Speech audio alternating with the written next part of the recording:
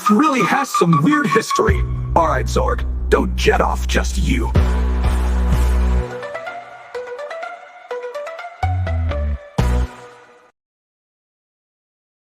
Greetings, Earthlings and cosmic wanderers. You're tuned into the Zorg and Blip Comedy Hour. I'm Zorg, and I'm Blip here with the wildest news from your strange little planet. So what's going on today, Zorg? Well, Earth has gone bananas, literally. There's a snowstorm shutting down I-40 in Colorado and 40 monkeys on the loose in South Carolina.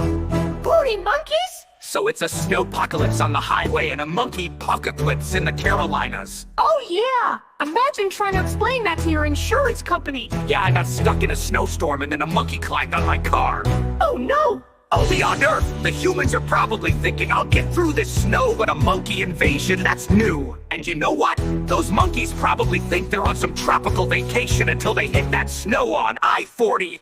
Can you imagine the weather report expects snow flurries, icy conditions, and oh yeah, watch out for 40 primates on the loose. So here's a joke for you. Why did the monkey cross I-40 in a snowstorm?